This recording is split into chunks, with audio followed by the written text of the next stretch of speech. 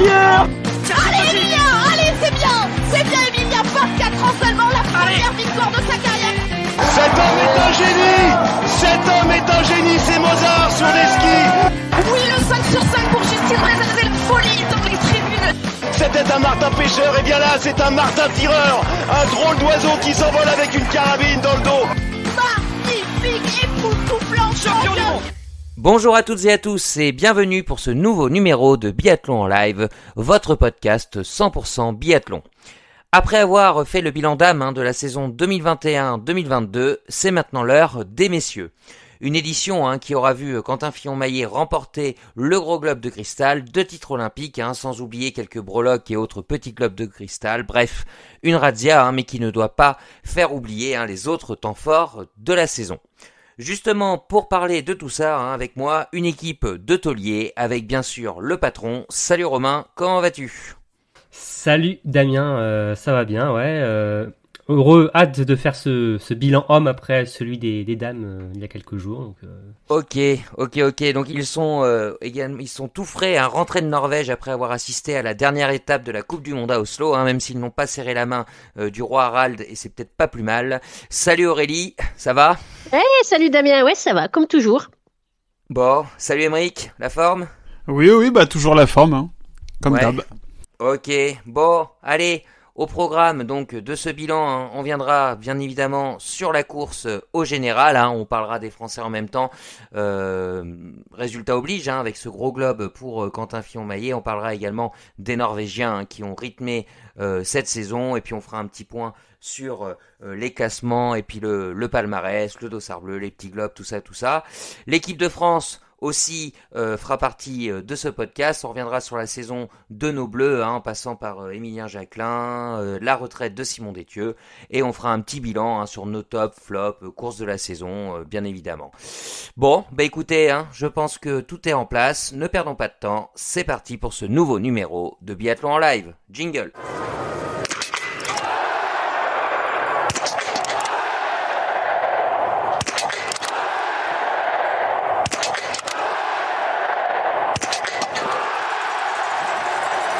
La course au général donc, après 3 dernières saisons terminées au 3e rang mondial, Quentin Fillon-Maillet a enfin atteint les sommets de sa discipline cet hiver, et de quelle manière, que ce soit sur la Coupe du Monde ou lors des JO, le Jurassien de 29 ans a impressionné par sa maîtrise, son sang-froid et sa soif de victoire.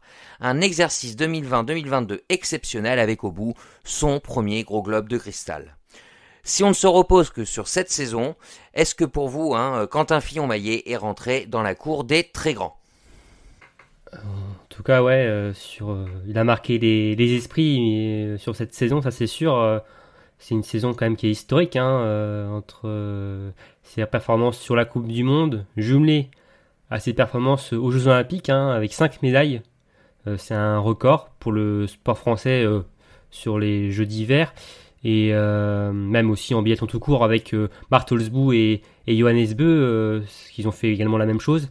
Pour moi, il est rentré dans la cour des très grands. Alors oui, évidemment, il en manque peut-être un petit peu, il en manque encore pour entrer dans la cour des très très très grands comme Martin ou Fourcade et Ole Bjørndalen, et même aussi Johannes Bö, qui a un sacré palmarès lui aussi. Mais oui, je pense que clairement, Quentin a marqué les esprits sur cet hiver. Moi je suis un peu d'accord parce que je pense qu'il est rentré dans la cour des grands. En tout cas, il a le mérite d'avoir déjà ramené le gros globe à la maison.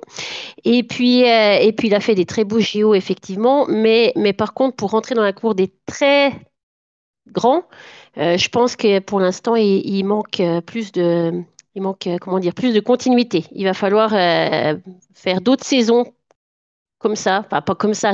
Il n'y aura pas les Jeux Olympiques, mais il faudra augmenter encore le palmarès. Puis, ce qui n'est pas à son avantage aussi, c'est qu'il arrive à décrocher son premier globe beaucoup plus tard que ces autres biathlètes qu'on a pu citer juste avant. Oui, c'est vrai, ça joue. Et ça pèse dans la balance, je pense, beaucoup. Ça pèse dans la balance. Après, à titre de comparaison, remporter un gros globe et une médaille d'or individuelle, pas grand monde l'a fait, du moins dans le biathlon moderne. C'est sûr. Un Johannes Bö, par exemple, ne l'a jamais fait. Il y a Emi Svensson qui l'a fait en 2010. Bon, Martin Fourcade bien évidemment. Et même le très grand Ola Einar Bjørndalen l'a fait, mais une seule fois. Hein, et ça remonte, hein, c'était en 98, il me semble, qu'il avait doublé un titre olympique et un gros globe. Donc tout ça pour dire, hein, que voilà, hein, c'est pas une mince affaire quand même cette saison. Après, comme l'a dit Aurélie, hein, c'est sûr qu'il va falloir pérenniser tout ça sur les prochaines saisons. Hein. Le plus dur commence, hein, confirmé. Mais bon, pour l'instant, on va pas bouder notre plaisir quand même, hein, Non. Non, c'est sûr. de ce gros globe. Donc ok. Romain, tu as peut-être quelques stats sur la saison de Quentin. Ouais, donc Quentin a disputé 26 courses cet hiver, hein, je compris. Donc il a gagné 10 fois pour 16 podiums au total et 23 top 10. Donc évidemment, donc, sur ces Jeux de Pékin, il a remporté 5 médailles, hein, dont 2 titres sur l'individuel et la poursuite. Au niveau du tir, il a 88,6% de réussite contre 86,4% l'an dernier, donc il y a une amélioration et on la note notamment sur le tir couché, où il a gagné 2,7%, et sur le tir debout il est au-dessus de 90, hein, donc c'est de sacrées stats, hein, et enfin au niveau des temps de ski, il a environ le 6e de moyenne. Ok, merci. Bah tiens, Aurélie, hein, qui était un peu plus nuancée, hein, sur la cour des très grands, est-ce qu'un grand chelem de cristal pour toi ça aurait fait la différence ou pas? Non, pour moi, enfin oui, sûrement, mais je pense que ça se joue plutôt sur ceux que moi je considère les très grands, c'est ceux qui arrivent à durer, c'est sur la longévité, on va dire. Donc pour Ouais. moi, c'est ceux qui arrivent à réitérer l'exploit. Je parle. Et 6 médailles d'or non plus, non? Ah, peut-être là, effectivement. Alors tous les globes et toutes les médailles d'or, effectivement, là, c'est tellement exceptionnel que même si c'est un coup d'une année, tu marques quand même l'histoire, effectivement. Et pourquoi pas un podium en Coupe du Monde de bobsleigh avec? En Donc, plus, là, ça aurait. ou En en plus, fond, ouais, pour ajouter. en fond. En fond, ouais, d'accord. Ok. Bon, vous l'aurez compris, hein, voilà. Donc, Quentin fait une excellente saison, une grande domination, hein, même du Jurassien cet hiver, hein, qui peut s'expliquer peut-être par différentes raisons. Alors, sa régularité, hein, certes, hein, et la maîtrise de son sport, mais aussi, ça a été évoqué, hein, par l'absence de plusieurs nations sur la fin de saison, le fait que certaines équipes privilégient les JO avec des impasses en janvier, un Johannes Beu, hein, forfait sur le mois de mars. Est-ce que tous ces faits doivent remettre en cause pour vous, hein, le cavalier seul de Quentin Fillon-Maillet? Remettre en cause, c'est peut-être un mot fort, mais en tout cas, ça remet un peu plus en perspective ce gros globe qu'il a acquis. Hein. Il est allé le chercher quand même avec son niveau qu'il a eu sur toute la saison, sa régularité, pardon, qu'il a eu sur toute la saison. Il a été très très fort, mais c'est sûr que l'adversité n'était pas autant au rendez-vous qu'on aurait pu, qu'on l'a eu sur les saisons précédentes. Et bon, ça enlève pas la beauté de son sac et tout, mais c'est vrai que ça. Oups, putain, je peux tomber. Eh bien, Bon appétit, Mike. Et l'assiette posée à côté, j'ai tapé dedans. Oui, il fait le podcast, si vous ne savez pas, hein, dans sa cuisine, pendant du lave-vaisselle. à la cantine. Non, mais ça enlève. Enfin, ouais, je suis assez mitigé en fait. Je suis très heureux de le voir remporter ce général. C'est exceptionnel ce qu'il a fait, une saison régulière et tout. Mais il manque quand même un petit truc de la beauté, de l'adversité au fil de la saison. Il y a toujours manqué quelqu'un. Enfin, ouais, Ouais, c'est pas.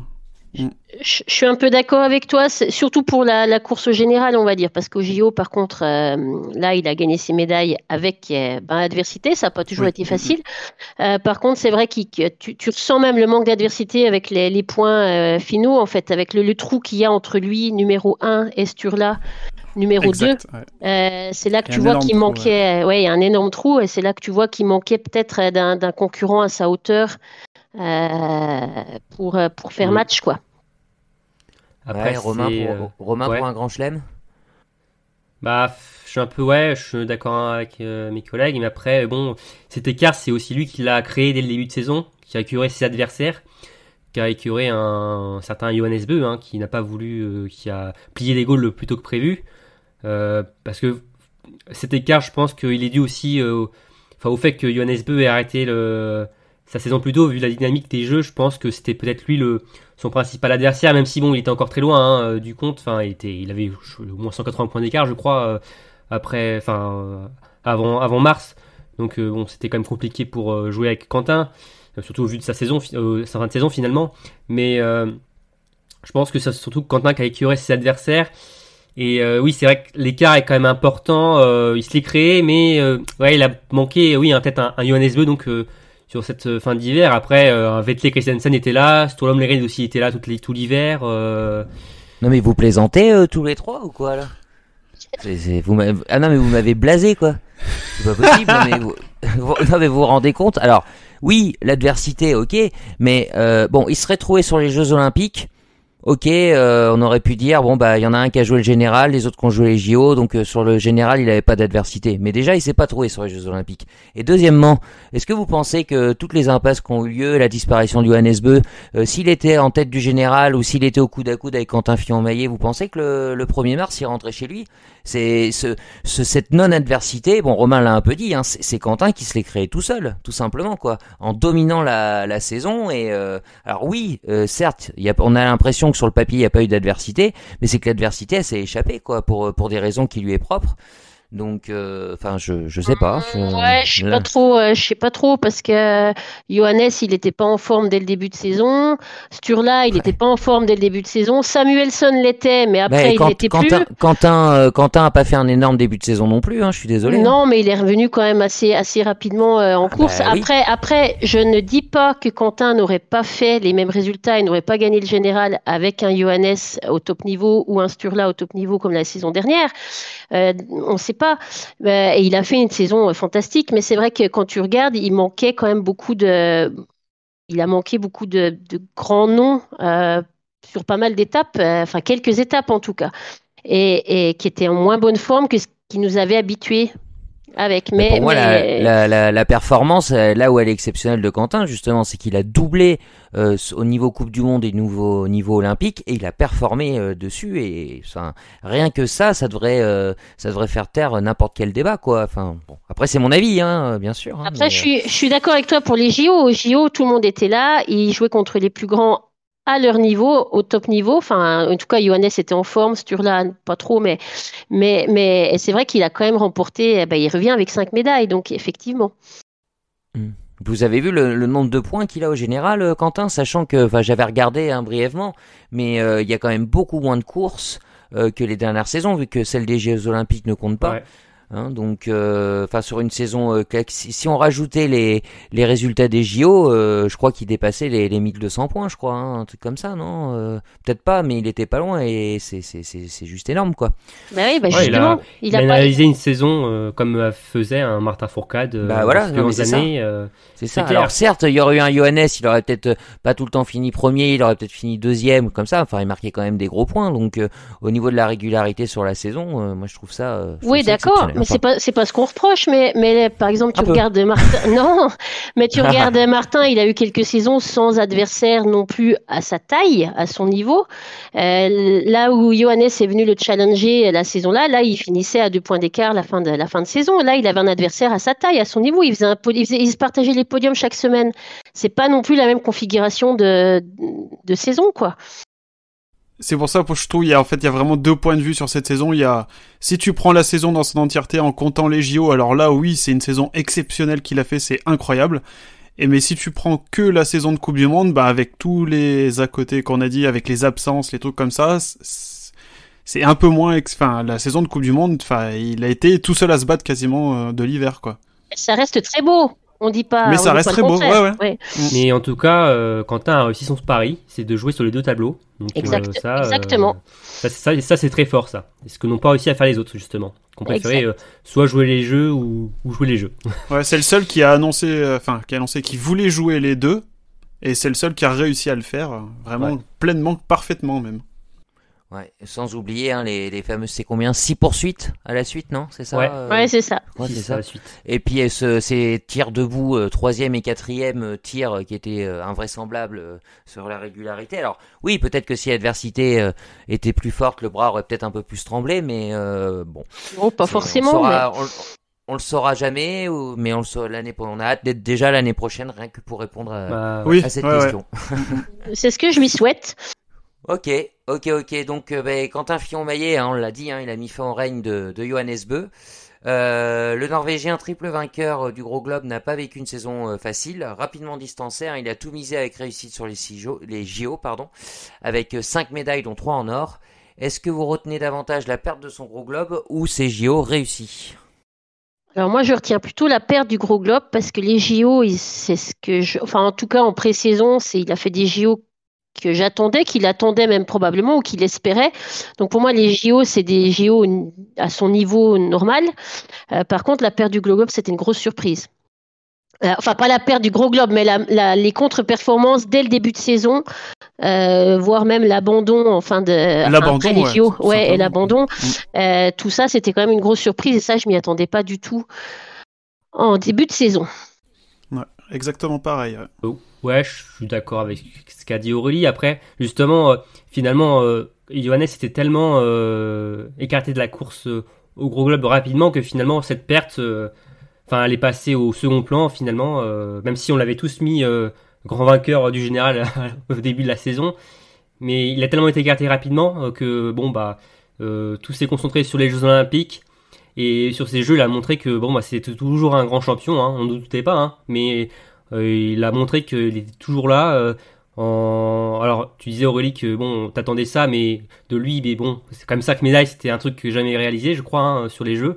C'est quand même assez exceptionnel ce qu'il a fait, de remporter 5 médailles, dont 4 titres. Surtout quand tu vois son début de saison, c'est sûr que c'est vrai qu'il a fait des JO vraiment réussis par rapport à sa forme du moment, on va dire, mais sa forme cette année. Mais après, tu m'aurais dit en début de saison qu'il pouvait prendre 5 médailles aux Jeux Olympiques, j'aurais pas non plus été surprise si tu veux. Puis c'est surtout que, même si c'est un risque qui vaut de l'or, mais il peut totalement cracher sa saison en misant tout sur les JO et en ne réussissant pas ses JO. Et c'est là où il a été fort, c'est que malgré le manque de confiance en Coupe du Monde et de compétition, où il a eu les impasses, il a quand même été présent, un peu comme l'équipe de Norvège en général, mais qui sait préparer ces grands événements. Mais sa force, elle est là, d'avoir réussi son pari, quoi. Il a réussi à faire un retour en forme de confiance sur la dernière étape à Antols où il est revenu. Il avait fait une belle étape. Après, on se rappelle, Burhoff, c'était la catastrophe. C'était sa pire semaine de Coupe du Monde depuis ses tout débuts, quasiment. Depuis sa naissance. Depuis sa naissance, voilà, exactement. Et non, il est revenu sur Antols et ça l'a boosté. Et il a fait des jeux exceptionnels. Après, à savoir s'il a fait des meilleurs jeux que Quentin, je crois qu'on en a déjà débattu sur le podcast de débrief des jeux, mais en tout cas il est super bien revenu et c'est dommage qu'on l'ait quand même pas vu sur cette fin de saison parce que clairement ça aurait été un gros client pour Quentin, alors peut-être pas pour la lutte pour le Gros Globe, il était trop loin et vu la fin de saison donc de Quentin, mais c'est quand même des jeux réussis, une saison réussie pour Johannes qui avait déjà 3 Gros Globes derrière lui, qui en avait 3 ou 4, ça changera pas grand chose. Oui, ça fait, en plus ça prend la poussière sur les étagères des globes. Ça fait plus de ménage à faire, Ouais, c'est ça. T'as quelques stats, Romain, je crois, sur Johannes aussi, sur sa saison? Ouais, alors Johannes, 13e du général cet hiver, c'est quand même assez bleu. Étonnant. Exceptionnel, 5e norvégien, je crois, en plus. Ouais. Donc, il a fait combien de courses aussi? Il en a pas fait beaucoup. C'est fou, Il en a fait 17. Est-ce que son statut en équipe A norvégienne est remis en cause pour la saison prochaine? Non, ça... Peut-être. Donc il a gagné cet hiver 3 fois, 6 podiums, 12 top 10, pardon. C'est quasiment le divisé par 2 par rapport à Quentin Fillon-Maillet. Donc au jeu, il a remporté 5 médailles, donc 4 titres, relais mixte, relais homme, sprint et mass start. Au tir, il a 82%. Il a perdu 10% en 2 hivers. Donc c'est ouf. Ce qui est assez, ce qui est énorme. C'est ouf. Et en moyenne de ski, il est environ du 4e temps. Donc, voilà pour les stats. Et d'ailleurs aussi pour comparer les stats de ski, il y a 2 ans aussi, il était son temps de ski moyen était un peu plus de 1. Enfin, il a un peu plus du premier temps de ski. En gros, il avait le premier temps de ski tout le temps quasiment en fait. Ouais. Et il a autant de titres individuels olympiques que Quentin, du coup. Hein. C'est ça, il en a 2. Hein. Il en a eu un. Ouais, ils sont partagés les 2 titres avec Quentin, ouais. Ouais, c'est ça. Ok. Titres. Bon, bah, on va descendre tranquillement le podium de ce général, hein, même si, comme l'ont rappelé mes petits camarades, hein, vaincre sans péril, on triomphe sans gloire. Évidemment. Donc, comme l'hiver dernier, Sturla Homley-Grid a terminé à 2e place du général, hein, mais la configuration est totalement différente. Moins précis derrière la carabine, le Norvégien ne s'est pas montré aussi régulier. Un début d'hiver compliqué, des JO décevant à titre individuel, mais il a tout de même mis un point d'honneur à terminer comme il se doit sa saison. Est-ce que Sturla Homley-Grid a confirmé toutes les attentes fondées sur lui? Il est 2e du général, hein. Donc déjà, ouais. C'est déjà bien. Enfin, ça confirme déjà sa régularité, même si ce n'est pas la même configuration, comme tu l'as dit. C'est pas le même écart non plus avec le premier. Il y a quand même un sacré gouffre. Hein. Il a ce tour-là, enfin un peu comme l'équipe de Norvège, hein, dans son ensemble. Hein, il a vécu un début de saison assez compliqué. D'ailleurs, il avait loupé une course à Östersund, il était malade. Mais sur les skis, c'était très très dur. Hein. Sa victoire en ouverture, c'était une victoire qui ne présageait pas une grosse saison. En tout cas, c'était un peu comme on l'avait dit à l'époque, hein, un peu comme Martin lors de la saison d'ouverture 2018-2019 où il avait gagné. Mais bon, c'était pas du Grand Martin, là, c'était pareil. Mais après, comme toute l'équipe, il est monté en forme petit à petit. Mais il y a quand même la déception des Jeux Olympiques, hein, pour ce tour-là. On l'attendait par rapport aux mondiaux l'an dernier, il avait performé. Là, il n'a pas réussi à rééditer. Certes, il remporte l'or sur le relais homme, mais il le doit surtout à ses coéquipiers parce que il avait fait un très mauvais des relais, hein, en ouverture. Il était le premier. Il a été lâché par son tir. Hein. Ouais, il a été lâché par son tir. Hein, je pense l'émotion, le poids de l'événement. Mais après, il a quand même super bien terminé sa saison. Donc qui lui permet de terminer 2e et de récupérer le dossard bleu de la toute fin. Donc pour moi, il y a quand même une confirmation pour ce tour-là, mais j'attendais peut-être encore un petit peu plus, peut-être. Je suis un poil déçu quand même. Ouais, même avis. Pareil. Non mais ouais, de toute façon c'est dur d'être d'un avis différent sur ce tour-là. Hein. On s'attendait, beaucoup pensaient que c'était, comme tu le disais, juste un feu de paille, puis finalement non, ça s'est avéré que ça a confirmé toutes les attentes qu'on avait sur lui. C'est un très bon tireur, même si il a eu la craquante sur ces Jeux Olympiques. C'était quand même un peu décevant, mais non, ouais, il commence bien la saison, il la finit bien, et j'ai même trouvé peut-être dans les moments difficiles un peu plus à s'accrocher à ski que l'hiver dernier. Je sais pas, ouais. Non, il confirme pas mal d'attentes qu'on avait sur lui, et c'est prometteur pour la saison prochaine, 2 fois 2e. On risque d'avoir, s'il trouve les bonnes pistes de travail cet été, on aura même pas un duel du coup, parce qu'il serait plusieurs biathlètes à jouer la première place l'année prochaine, mais une truelle. Le général de l'année prochaine promet d'être très serré, hein, si ce tour-là continue sur sa lancée de ces 2 derniers hivers. Ah, et puis confirmer, on le sait, hein, des fois souvent c'est plus difficile, hein, que d'apparaître.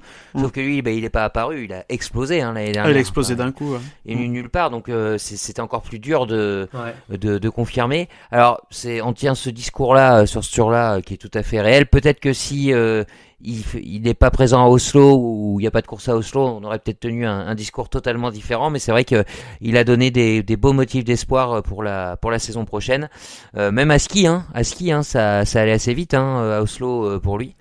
Donc on a souvent dit qu'il était trop dépendant de son tir, et que quand le tir ne fonctionnait pas, il pouvait pas assurer. Peut-être qu'il va réussir à faire les deux. Donc pareil, hein, réponse la saison prochaine. Quelques stats, Romain, sur ce bon vieux Sturla? Ouais, notre bon vieux Sturla. Alors cet hiver, 2e du général, hein, 2 victoires contre 7 l'hiver dernier. Au tir, donc stat intéressante, hein, il est à 86% cet hiver contre 92,6 il y a un an. Donc il y a quand même une baisse.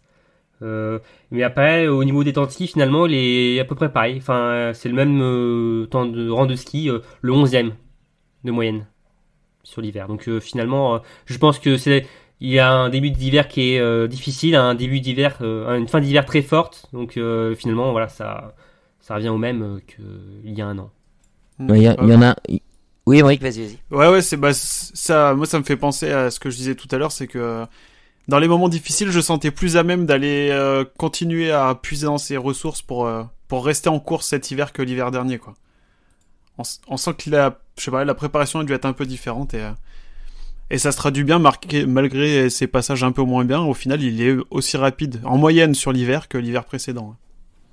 Alors il y en a un, lui c'est plutôt l'inverse, Sebastian Samuelsson, qui a démarré la saison en boulet de canon, il a seulement 24 ans, encore une fois on le rappelle, et il vient de terminer sa plus belle saison en Coupe du Monde, il termine à la 3ème place du général, mais malgré ce résultat, le Suédois est reparti bredouille de Norvège, donc sur la dernière étape, aucun petit globe, aucune médaille olympique, le dossard bleu perdu, on vient de le dire, face à Sturla Holmlegrid, sur la toute dernière course.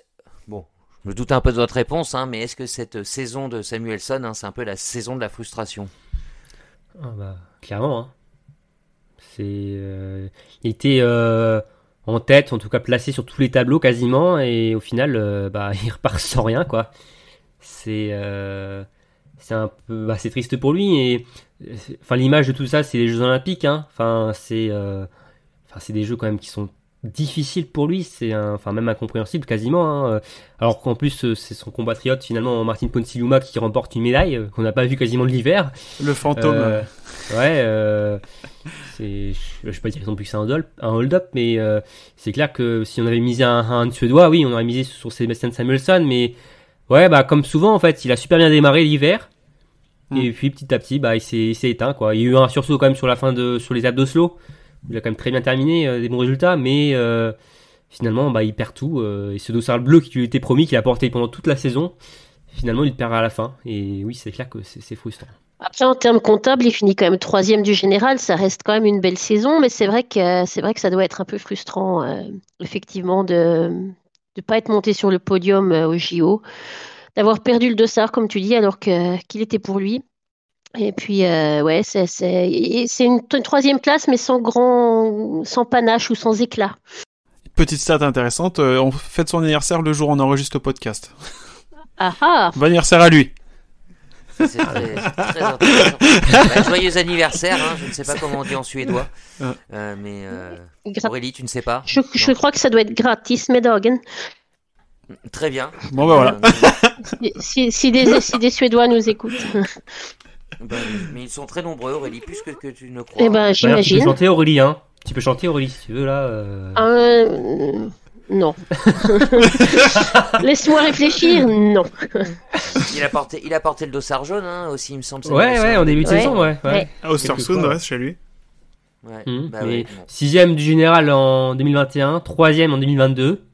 Bon, la logique, peut-être que s'il y en a une, vous voudrez qu'il soit premier. Oui, mais bon, cette année, il n'y avait pas d'adversité, vous l'avez assez rappelé, donc peut-être que cette 3e place est totalement usurpée.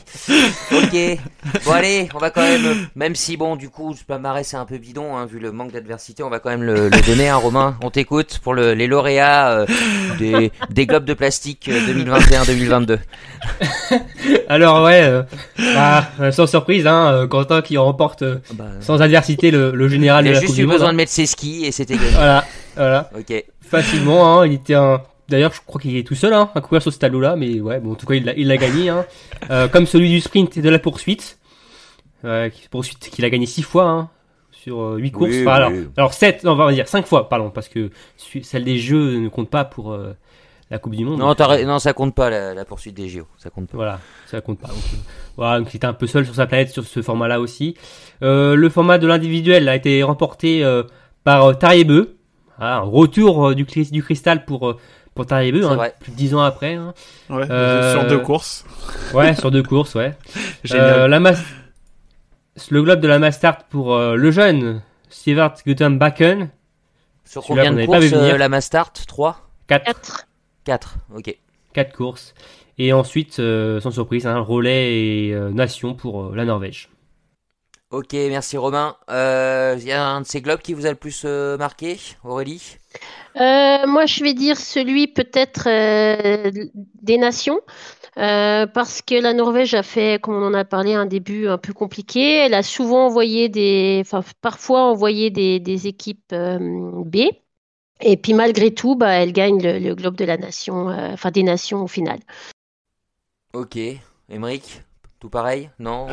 Non, moi ça va être celui de ça va être celui de Bakken sur la Mastart, parce que bon, c'est pas un hold-up parce que il fait partie des Mastart, donc il fait partie des 30 meilleurs biathlètes du circuit.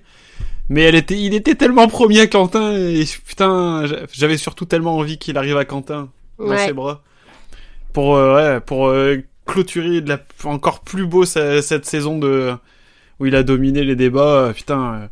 Mais il le manque pour combien de points, Quentin, du coup, 4 points. 4 poins, ouais. Une place, 4 quoi. points, ouais. Mais non, mais il a été très régulier, hein, Bakken. Si tu prends ses résultats, tu veux me dire, c'est logique, hein, parce qu'il le gagne, mais 8ème, 5ème, 3ème, premier. Il est monté en puissance au fur et à mesure des Mastart.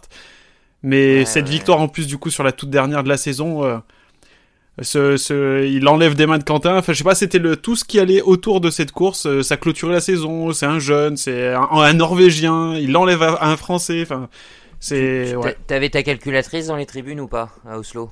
Pas ma calculatrice, mais il me semble qu'avec Aurélie, ou je sais plus avec qui j'étais à ce moment-là, peut-être avec mon père. Mais on regardait et je disais, je crois qu'il va le gagner, et il s'est avéré qu'il l'avait gagné. On avait la jurisprudence Justine Elvira juste avant. Ouais. Du coup, on était un peu plus attentif au point du globe. Mais Lightgrid n'est pas personne, donc ça c'est pas possible. Ok, la même chose pour toi, Romain, je crois. Ouais, la même chose pour moi, parce que c'était finalement le globe qui nous a le plus animé cet hiver, parce que bon, en général, Quentin l'a gagné facilement, hein. Ouais. Mais comme une couche. Non, mais c'est vrai, parce qu'après, on se fait une poursuite. Quentin a surdominé ces globes. L'individuel, sur deux, j'en ai déjà parlé, sur deux courses, ça n'a aucun intérêt, je trouve. Et après, le relais homme, hein, c'est sans surprise, et comme la nation. Juste, si Libé nous entend, avec Aurélie, on a longuement réfléchi sur l'individuel, et on a une réforme à faire passer auprès de Olé Daline. Ouais. C'est-à-dire laquelle?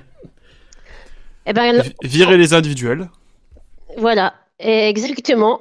Et l'individuel au biathlon, ça me fait un peu penser au combiné en ski alpin, c'est-à-dire que plus ça va, moins il y en a. Et à terme, ça va combiner, c'est exceptionnel quand même, parce qu'il n'y en a pas eu de la saison en ski alpin et ça a été une épreuve olympique. Donc, parce que ça c'est établi à l'avance, mais on a l'impression que l'individuel est en train de devenir un combiné, ça va disparaître. Ouais, plus le temps passe, et plus je me dis que ça serait finalement peut-être pas plus mal de le faire disparaître, même si c'est le format mythique du biathlon. Moi ça me ferait suer quand même qu'il y ait plus le format. Là c'est encore un autre débat là. ouais, non mais. Mais en tout cas, le globe de la Mastart. Le plus cet hiver. Le plus. Ok, allez, on en a parlé tout à l'heure du dossard bleu. Tiens, Aymeric, allez, je sais que t'es en manque de chiffres. Tu vas nous donner le classement final du très serré dossard bleu. Très serré, ouais, puisque la grid, comme Romain le disait tout à l'heure, il le chope sur le dernier week-end, donc il termine premier avec 736 points, devant Samuelson 717, et après on a Bakken qui est un petit peu plus loin quand même avec 553 points. Ok, tiens, une petite question à propos de ce dossard bleu. Est-ce que pour vous il a vraiment un intérêt ou pas d'ailleurs? Je vous écoute, est-ce que vous le suivez ce dossard bleu? Alors, si je peux commencer, moi, vas-y. Je pense qu'il a un intérêt, mais il faudrait abaisser la limite d'âge des 25 ans. Ouais, pour que ça vienne d'un peu derrière en fait. Ouais. Mettre à 22-23, ce serait... Voilà, pour les petits jeunes, parce que là, 25 ans... surtout chez les hommes, ça perce un petit peu. Est-ce qu'on va pas avoir un problème à 22-23 ans, c'est souvent des biathlètes qui sont pas sur le circuit toute la saison? Donc, mais bon, à 25 ans, c'est déjà des biathlètes qui sont... chez les hommes, t'es déjà un peu plus confirmé sur l'avant que chez les femmes, tu vois, par exemple.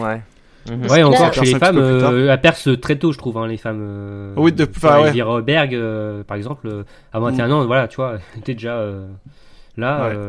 Pour moi, c'est ça le problème, c'est que les jeunes sont déjà au taquet, à 25 ans, ils sont déjà en train de jouer le général, et finalement, ça fait de l'ombre à ce classement que on n'entend pas parler au second plan. Ouais, voilà. Est-ce qu'on va parler du dossard bleu d'Elvira Berg cet hiver? Non. Non. Voilà. Non. On en a parlé un peu, voilà, pour Sourla et Salmesson. Sur Biathlon Live, bien sûr. Oui, évidemment. Mais pour Sourla et Salmesson, on en a parlé sur la fin parce que bon, ça se jouait à quelques points et que bon, il n'y avait pas la lutte pour le général parce que Quentin était très au-dessus. Mais sinon, non, pour moi, il est éclipsé totalement. Hein. Les deux premiers du Dossard bleu, ils finissent deuxième et troisième du général, donc en fait, c'est plus vraiment c'est une course, c'est une course dans la course, mais c'est plus pour mettre en valeur des petits jeunes qui arrivent sur le circuit finalement. C'est juste avec des grands noms en fait. Est-ce que si on avait un Français ou une Française qui jouait ce Dossard bleu, on serait peut-être un peu plus passionné? Peut-être. Possible. Ouais. Peut-être, oui, peut-être un peu, oui. Après, mais je suis pas sûr qu'en Suède et en Norvège, ils soient plus hypés que ça par le fait que Leigrid ou Samuelsson ils se soient battus jusqu'à la fin pour le Dossard bleu, quoi. Mais peut-être un dossard comme un dossard des plus de 30 ans, ça pourrait être plus intéressant. Ouais. Alors 30 ans, c'est peut-être aussi un peu jeune. Tu vois. 32 alors, 33. Ouais, 32, ouais. 32, 33, un peu comme Suzanne ce qu'elle a fait. Hein. Maintenant, le dossard gris, comme ce que Suzanne Dunkley a mis en place. Ouais. Le dossard tricot, ouais. Ouais, là c'est Tarier du coup qui l'a remporté cette année. Avec Herman. Et chez les filles Denise Herman. Ok. Bon, ben on verra si l'IBU... Ouais, adapter un peu les critères, ouais. Voilà, donc si l'IBU nous entend, donc fin de l'individuel, on redescend l'âge du dossard bleu. En tout cas, c'est l'avis d'Emeric. Donc voilà, on verra ce qu'ils font après notre gros coup de pression sur ce podcast. Allez, du dossard bleu à l'équipe de France, hein, il n'y a qu'une couleur bien évidemment. Donc Émilien Jacquelin vient de mettre fin à une saison très mouvementée, au sommet de sa gloire en décembre. La suite a été beaucoup plus compliquée. Touché physiquement et mentalement, le Villardien n'a pas réalisé des JO espérés. Un peu plus à son affaire sur Mers, il perd quand même sa place sur le podium mondial lors de la dernière étape. Est-ce que cette saison est tout de même réussie pour le Villardien qui, je le rappelle, a été blessé durant l'intersaison?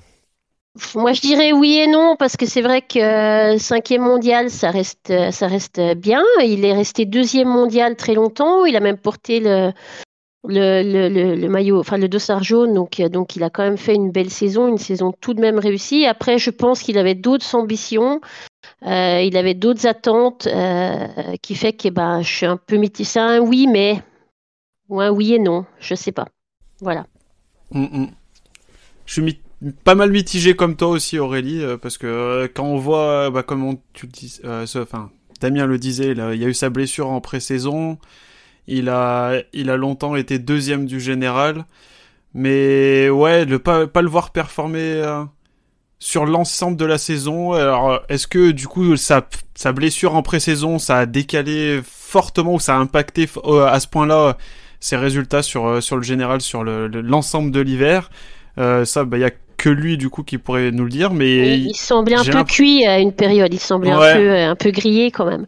Mais bon. Il semblait grillé à peu près, à la sortie des JO ou quoi. Après, il est revenu pas trop mal sur l'étape de Kontio. Il semblait revenir en forme. Et puis, repatatera ensuite sur Otepa et Oslo jusqu'à la Mastart. Mais ouais, je sais pas, c'est un peu de frustration quand même. Et quand on se dit qu'il a été blessé en pré-saison, que ça a dû impacter son programme d'entraînement, ouais, j'ai du mal à avoir un avis fixe en fait sur cette saison des miens, parce que quand même du 5e du général c'est pas dégueu, mais une médaille olympique. Peut-être qu'il y a eu beaucoup d'efforts mentaux qui a peut-être été fait pour surmonter la blessure, commencer à être motivé, commencer la saison en forme, de l'inquiétude, tout ça, ça prend de l'énergie, donc c'est vrai que c'est compliqué de donner un avis là-dessus, mais 5e du général, ça reste beau. Même sur une saison sans adversité. Ouais. La frustration viendra peut-être surtout sur les Jeux Olympiques, quoi, pour Émilien. C'est surtout ça. On va dire, oui, à l'image de l'individuel pour ce tour-là, lui qui jouait la poursuite, quoi. Ouais, c'est ça, totalement, ouais. Mais, ouais, après peut-être qu'Emilien aussi, ce qui s'est passé, c'est avec sa blessure pendant la préparation, il a tout de suite annoncé, bon, même si c'était son objectif, les JO, mais là il s'est dit bon je suis blessé, de toute façon je vais faire un mauvais début de saison, donc là c'est clair, JO, et puis en fait ça a été beaucoup plus vite que prévu, hein, même lui il n'a pas compris, il s'est retrouvé en forme très rapidement, Aurélie l'a dit, je sais plus où Émeric, il portait même le dossard jaune, hein, début janvier, en 2022, donc peut-être qu'aussi ça l'a un petit peu perturbé, il s'est retrouvé confronté face à un double enjeu, chose qui n'était pas du tout prévue dans sa préparation, quoi. Donc ça peut être un critère déterminant, quoi. Je pense que mentalement, il était prêt à finalement ne jouer que les Jeux Olympiques, et même il s'était aussi préparé mentalement avec son poignet.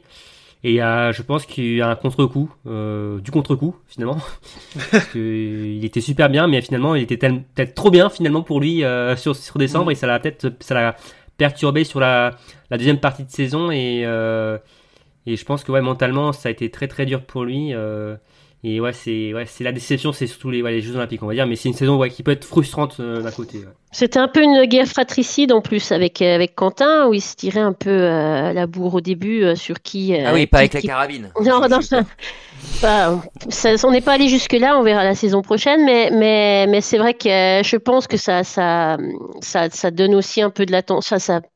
Ils ont dû en parler. Je pense que toutes ces petites choses-là, ça coûte un peu en énergie tout au long de la saison.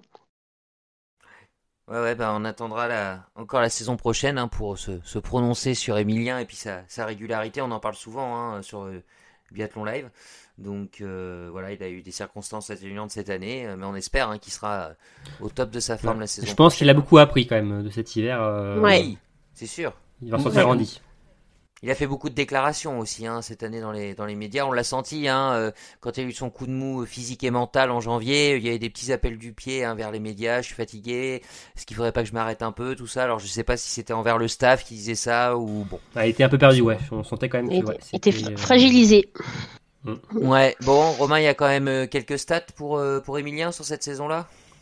Ouais, donc pour Emilien cette année, donc 5e du général, hein, comme il y a 2 ans, une victoire.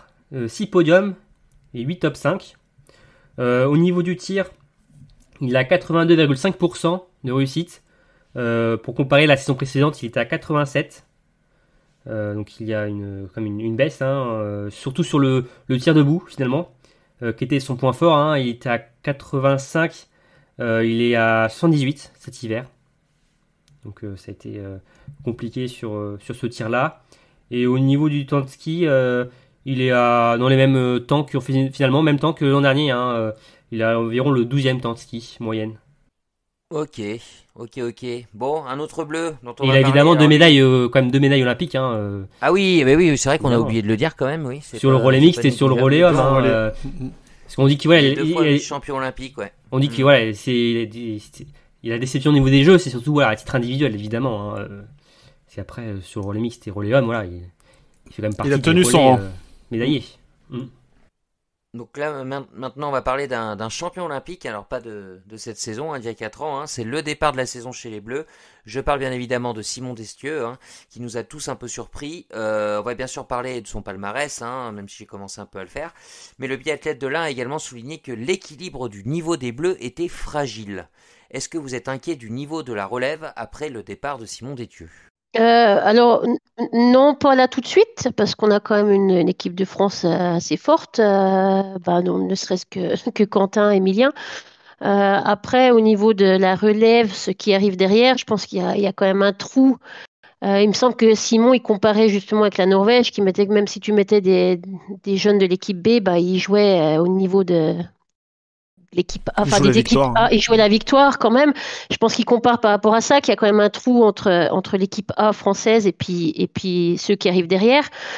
Donc, mais je suis pas inquiète non plus, même si effectivement, si admettons que Quentin et Emilien arrêtent cette saison, je pense que oui, on aura du mal à performer.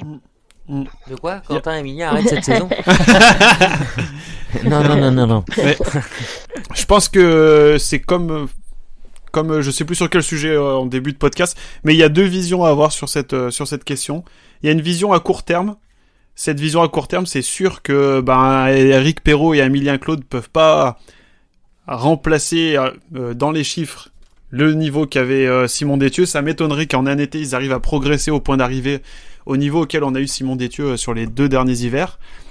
Donc à court terme, c'est vrai qu'on va avoir peut-être un peu du mal à rivaliser avec les Norvégiens, même sur les relais. Donc tu perds un Simon Détieux, t'es du coup Antonin Guillaume, la question ne se pose plus. Il a pas le choix, Anto, faut qu'il reste là. Il a pas annoncé sa retraite, donc normalement il devrait continuer. Donc sur les relais, donc on va continuer à avoir un relais compétitif, mais ce qui va être au même niveau que l'hiver dernier, parce que l'hiver dernier on se posait la question donc entre Antonin et Fabien. Nous, chez Biathlon Live, on était majoritairement, je crois, plus Team Anto, ouais. Donc là, la question ne se posera plus. Est-ce que avec Anto et Fabien, ça marchera aussi bien que quand il y avait Simon ? On sait pas. Et du coup, d'un autre côté, si on voit sur le un peu plus moyen terme, voilà, si je veux dire, je pense qu'il n'y a pas trop de soucis à se faire non plus. Hein. Nos jeunes sont quand même assez jeunes. Donc Eric et notamment entre autres Eric et Emilien, parce que c'est ceux que le grand public connaissent le plus. Ils ont quel âge, Eric et Emilien ? Eric, il a 20 ans. Ah oui, d'accord. Ouais. Et donc eux, tu vois, ils vont pas, on s'attend pas à ce que dès la saison prochaine ils aillent jouer les avant-postes. C'est juste pas possible. Ou alors ils font un bond de niveau exceptionnel et ça serait hyper kiffant pour nous, hein, c'est sûr. Mais sur le moyen terme, non, je me fais pas trop de soucis. On a quand même une bonne formation en France. Certes, c'est un peu moins, comment dire, Dense. C'est dense, voilà, par le mot, parfait. C'est beaucoup moins dense qu'en Norvège. Mais je me fais pas de soucis sur le niveau de formation en France. Ça va arriver, ça va prendre peut-être 1 ou 2 ans, même peut-être plus 3 ou 4 ans, à ce qu'on arrive à atteindre un niveau comme on l'a eu là ces dernières années. Et sur du long terme, je pense que ça reviendra au niveau où on était. Je me fais pas trop de soucis là-dessus, en fait. C'est plus pour le court terme. Pour l'hiver prochain et l'hiver d'après, ça va être un petit peu... Faut pas s'attendre à ce qu'on gagne tous les prochains relais. Ouais. Ça, je pense que c'est juste impossible. Comme chez les filles aussi. Hein. Ouais, voilà. Comme chez les filles, hein. Mais il faut pas non plus se faire de soucis et se dire c'est la cata, le biathlon français c'est terminé. Il faut bien voir que nos jeunes sont très jeunes et qu'on peut pas former un biathlète comme ça en un été pour qu'il devienne aussi fort que Simon Détieux l'a été après toutes ces années d'expérience qu'il a acquis en Coupe du Monde. Robin, t'es pas trop inquiet, toi, non ? Non, mais je suis totalement d'accord avec les mecs. Hein. On se replonge il y a quelques années en arrière quand Martin dominait. On se disait mais il y a personne derrière, comment on va faire tout ça ? Et finalement, il y a quand même toujours quelqu'un qui arrive pour le suppléer. Même encore, on a maintenant des Quentin, des Emilien. Franchement, on a vraiment été super gâtés ces dernières années. On vit les plus belles années du biathlon français, faut le dire, surtout côté masculin. C'est on n'a sûr. jamais eu des équipes aussi denses. La comparaison est pas possible face aux Norvégiens. Il y a 2 mondes d'écart entre les Français et la Norvège. Forcément, les Norvégiens, eux, ont tout le temps une équipe dense. Ça, c'est... Ouais, ils peuvent gagner. Les Norvégiens peuvent gagner un relais avec leurs moins de 25 ans. Ah oui. Ouais, mais c'est oui. c'est un non-sens presque de les mettre côte à côte parce qu'il y a le nombre de licenciés, le nombre de clubs. C'est comme tu dis, il y a un monde entre les deux, quoi. On est peut-être un peu plus comparable à l'Allemagne finalement. Ouais. Voilà. On se rapproche même peut-être encore, du modèle allemand. Ouais. En Allemagne, c'est l'un des sports nationaux. Le biathlon, il y a quand même des plus gros moyens. Mais après, quand tu vois, nous, avec les mecs, on suit beaucoup les jeunes. Et on voit que même, surtout en plus chez les filles, il y a beaucoup de potentiel chez les jeunes. Oula, ouais. Après, faut que savoir exploiter ça aussi. Ça, c'est toujours aussi le plus compliqué parfois. Donc, c'est pas plus mal peut-être que ce léger creux arrive entre mais deux c'est bien. Après, quoi. c'est un changement de génération, place aux jeunes aussi. Ça va être aussi les prochaines saisons là, c'est des années aussi d'apprentissage pour beaucoup d'entre eux qui vont prendre le départ des grosses courses en Coupe du Monde. Ils vont avoir plus de responsabilités. Et ça, c'est pas plus mal. Après, faut des fois aussi savoir entre guillemets sacrifier quelques saisons, quelques courses pour ensuite performer les saisons prochaines et surtout l'année olympique en 2026. Le but maintenant, c'est pour que Keirik et Emilien soient parés pour côté homme, soit pareil pour la saison olympique d'Antols, de Milan Cortina. Et puis, ces jeunes ont de la chance, c'est qu'on a un biathlète très très fort devant qui va prendre du coup énormément de lumière. temps d'antenne et de lumière Ouais. autour de lui qui est Quentin Fillon-Maillet, et du coup ils vont pouvoir se former un peu plus dans son ombre sans que on vienne taper tout le temps sur eux en disant pourquoi il n'y a pas de résultats chez les jeunes. On en parlera Exactement. peut-être un peu moins du coup, et ça c'est Ouais. pas plus mal pour eux je pense. Ils ont Ouais, moins à de l'inverse de pression. l'Allemagne. Oui, À l'inverse de l'Allemagne, justement, où voilà, ça manque de leader. exact. Alors, quand même, quelques petits mots sur la retraite de Simon Détieux. Hein. On perd, enfin, l'équipe de France perd quand même un champion, même si en relais, un champion Un du monde taulier. et un champion olympique. Et voilà, qui a porté le dossard jaune hein, aussi. Ouais, une fois cet saison. hiver, ouais. 3 Français l'ont porté. Alors, je sais pas si vous voulez dire quelques mots sur Simon, sa carrière, son départ. Et c'est surtout toi qui devrais avoir des mots à dire sur ton chouchou. Ah oui, moi j'aime beaucoup Simon. Hein, ouais, voilà, c'est très très très régulier. Hein. Alors j'ai pas les stats sur moi, mais il fait du top 10 du général depuis 4-5 saisons, non Ouais, je ouais. pense, Tout à fait. pas 5, 4 saisons, ouais. Et puis ces fameux derniers tours aussi. Hein, il a toujours été très rapide hein, sur les derniers tours, hein, ça lui a rapporté quelques beaux résultats. Et puis un peu l'assurance tout risque, hein, pas quelqu'un qui va faire des grands éclats de performance hein, comme on peut s'y attendre, mais qui par contre déçoit rarement. Hein, c'est Mm. c'est Ouais, vraiment. ouais. Je résumerai comme ça un peu sa saison, sa saison qui est un peu à l'image de sa carrière hein, d'ailleurs. Et puis bien placé au bon moment. Hein, on l'a dit, hein, champion du monde à Antols en 2020.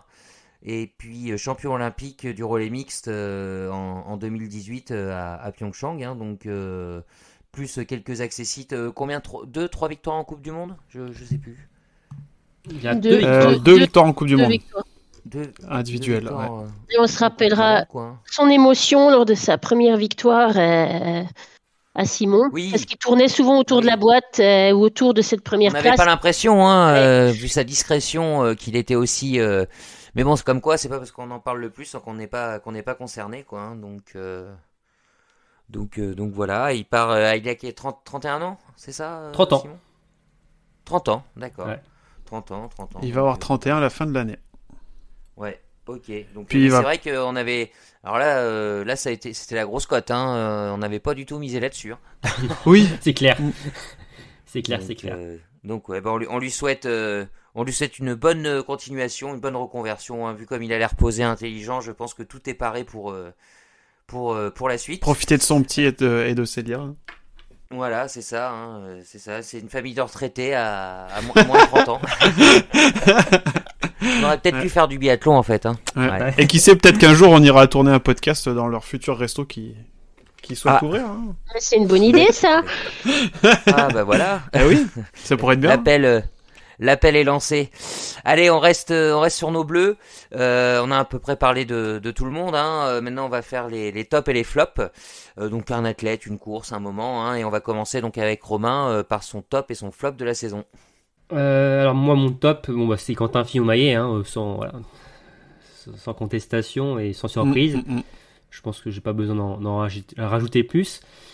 Et pour mon flop, j'en ai déjà parlé, c'est Emilien aux Jeux Olympiques. C'est la frustration, je trouve, de cette saison où forcément on l'attendait sur la poursuite.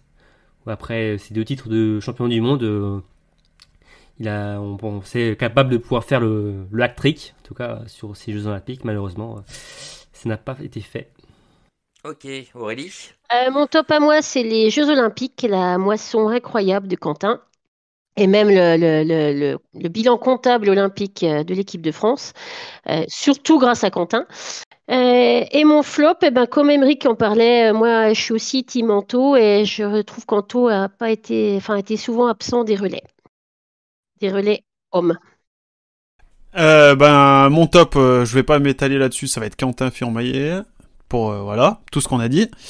Et les flops, ça va être Fabien Claude, parce que l'année dernière, il avait fait des podiums. Cette année, je m'attendais à ce qu'il fasse autant de podiums et qu'il décroche peut-être enfin sa première victoire individuelle. Et puis finalement, c'est avéré qu'il a fait, je crois que 1 ou 2 cérémonies des fleurs sur l'ensemble de l'hiver. Donc je m'attendais à beaucoup plus de lui cette saison. Ok, allez, on va parler des retraités maintenant. Alors, on a déjà parlé de Simon. Hein. Chacun va donner un nom de retraité. Et on commence par Romain. Moi, je voulais mettre en avant l'Italien Dominique Windisch. Ouais. Qui a d'ailleurs fini sa saison sur les championnats d'Italie déguisé en Superman. Il a couru la Mastart en Superman, hein. Ça c'est assez original. Mais non, sinon pour Dominique Vindige, c'est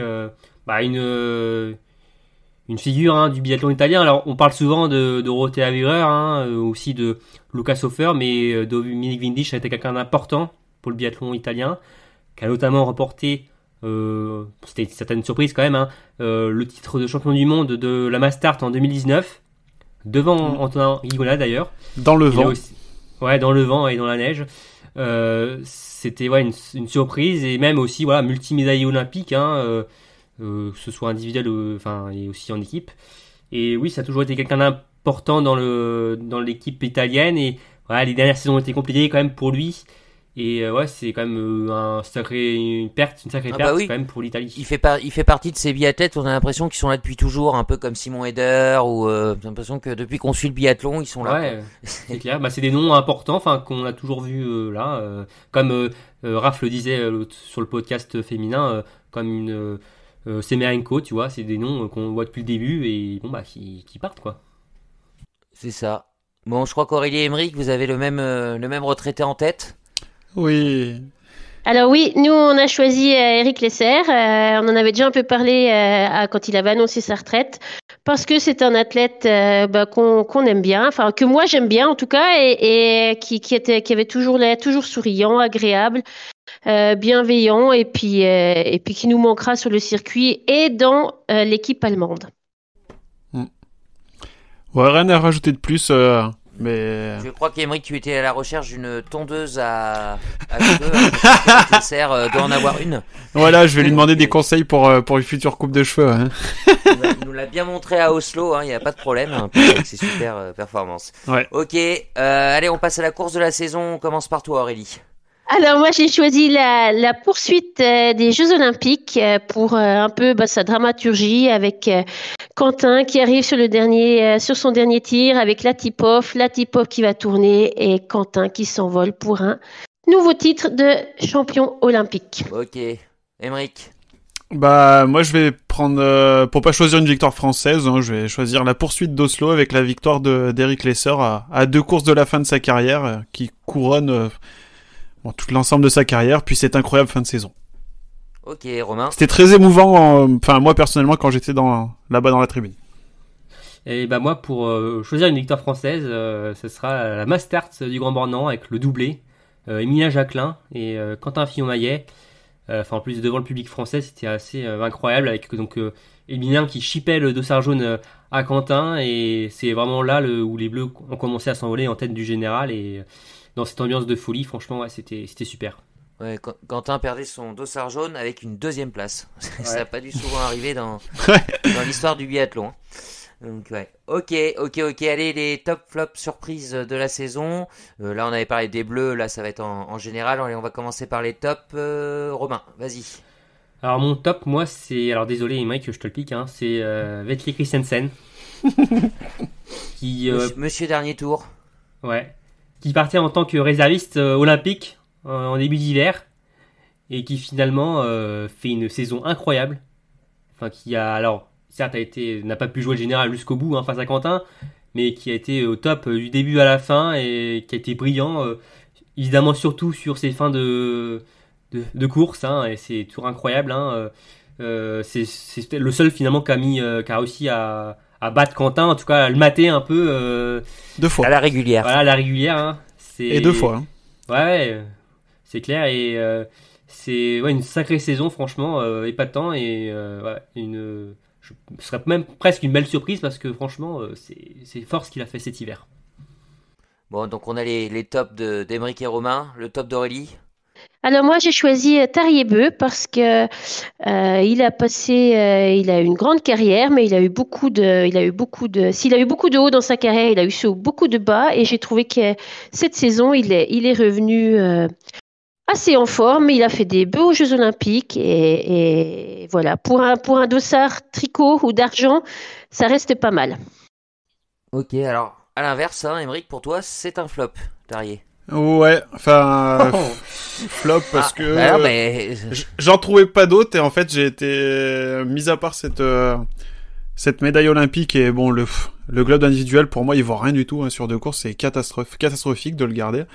Pas de victoire tout simplement et puis on l'a senti bien moins bien en ski que l'hiver précédent. J'ai jamais senti vraiment saignant ou en capacité d'aller faire exploser quelqu'un ou de mettre des gros temps de ski comme il l'a fait sur les hivers précédents.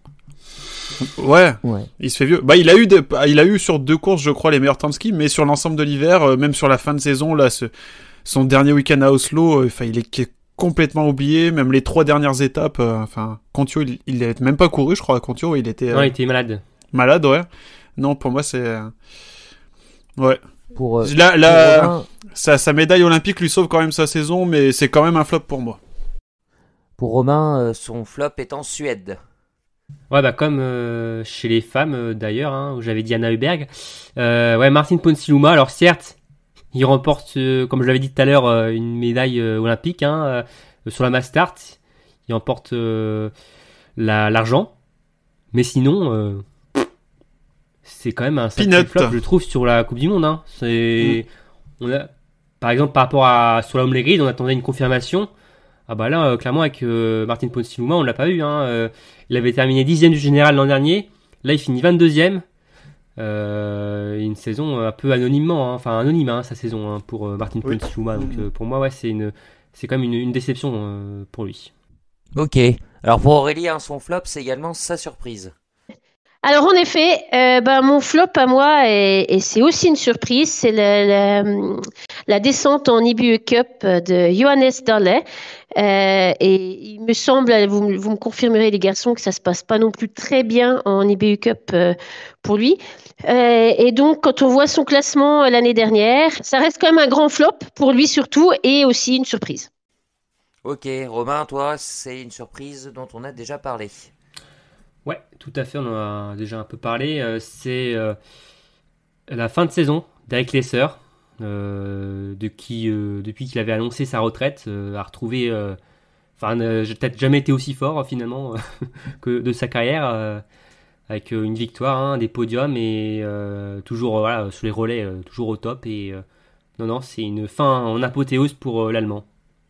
Ok, et pour Emmerich, la surprise, c'est une tranche de lard fumé. C'est triple dose de bacon, ouais. C'est ça. Super de goûter en bacon, ouais. Pardon. Ah, d'accord, c'est bacon, ok. Bacon, ouais. Ok, j'avais pas compris la blague. Non, parce qu'on l'avait déjà vu. Ouais. On l'avait déjà vu un petit peu du coup la saison dernière, et là cette année il explose un petit peu, pas aussi fort que bien sûr que l'Aigrid la saison dernière, mais bon ouais, heureusement, sinon... c'est bon, et s'il y en a un par an, c'est un Lagride tous les ans... ça serait difficile. Mais non, une saison exceptionnelle, il repart avec un globe qui chope sur la dernière course, à domicile en Norvège, avec la victoire. Pour moi, c'était clairement... je l'attendais pas à ce niveau-là, on le savait très fort, mais pas à ce point-là, quoi. Ok. Bon, bah allez, on va refermer la saison 2022 là-dessus, enfin 2021-2022... Avant de se quitter, un petit point sur la saison qui arrive. On en a déjà parlé chez le podcast Bilan d'âme d'Oberhof, en se disant est-ce qu'on comprenait la décision de faire les mondiaux là-bas en février 2023.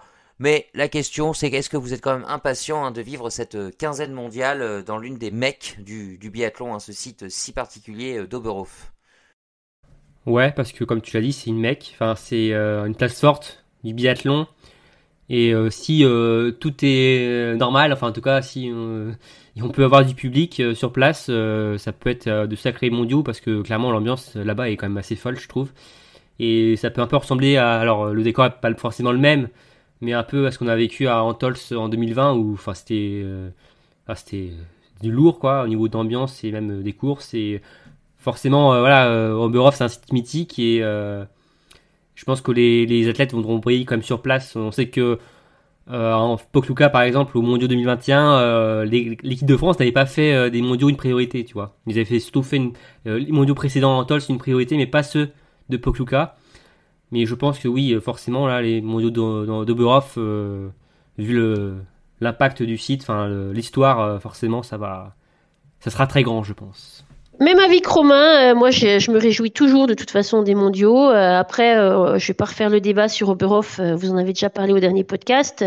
Mais s'il y a de la neige, si on a un peu de chance avec le temps, une ambiance de fou, je pense que ça peut être super. De la neige, des merguez et de la bière, ce sera la fête à Oberhof. Pas pour Aymeric, je crois. Lui, je crois qu'il va bouder ses mondiaux. Non, c'est pas que je les attends pas, mais j'attends surtout en fait tout simplement la saison prochaine. Et puis les mondiaux qui soient à Oberhof, à Ruhpolding, à Oslo, je m'en fous tant que c'est pas en Chine ou dans un pays où on en a rien à foutre du biathlon. Et ben je suis bien content qu'il y ait des mondiaux et pas plus à Oberhof qu'à un autre site en particulier en fait. Tout simplement C'était ça. Le cri du cœur d'Aymeric et je suis sûr que beaucoup de gens le partagent. Bon, les amis, là je crois que cette fois-ci, on a définitivement enterré cette saison 2021-2022. Donc on est tous impatients de se retrouver en 2023. Enfin en 2023. D'ailleurs, c'est quoi la date de la prochaine étape de Coupe du Monde ? Vous l'avez sur vous ? 29 novembre. 29 novembre à 13h15. Et on sera où ? On sera en Finlande, à Kontio. En Finlande, à Kontio, ok. Et puis d'ici cette date fatidique, Romain, qu'est-ce que biathlonlive.com va pouvoir nous donner pour nous rassasier quand même un petit peu de biathlon ? Comme les étés précédents, les intersaisons précédentes, on va continuer à suivre l'actualité du biathlon. On va donner toutes les dernières news. Il y aura forcément aussi des compétitions. Alors, ce week-end d'ailleurs, il y a les championnats de France au TUF. Après aussi des compétitions durant l'été, le Nordic Festival à Annecy, il y a aussi le Bling Festival, c'est le show norvégien à Sandnes. Ouais. Donc voilà, et après sur le podcast, on continuera toujours de faire des épisodes avec on va essayer par contre de faire un maximum d'épisodes avec des invités, des biathlètes, pour connaître déjà leur point de vue, comment ils ont vécu leur dernière saison, mais aussi en savoir plus sur leur préparation sur l'hiver à venir. C'est ça, et puis peut-être aussi des news retraites, peut-être qu'on en aura d'autres d'ici le début de la prochaine saison, on espère le moins possible, mais voilà, il y a quelques biathlètes qui, je suppose, vont faire le bilan en rentrant chez eux. Donc voilà, en tout cas, ça a été un grand plaisir de suivre cette saison avec vous trois et puis avec l'ensemble de l'équipe de Biathlon Live, bien évidemment, et avec vous, chers auditeurs, qui êtes nombreux à nous écouter à chaque fois. Donc écoutez, un grand merci à toutes et à tous. N'hésitez pas comme d'habitude à nous laisser vos impressions et vos commentaires. Romain, Aurélie, Aymeric, à très bientôt. Ouais, salut Damien, merci d'avoir animé ce podcast avec brio cette saison. Oui, on a essayé. Voilà. Écoutez, allez, belle semaine à toutes et à tous et on se donne rendez-vous très très vite pour un nouveau numéro de Biathlon Live. Ciao tout le monde. Salut. À plus. Ciao, à bientôt.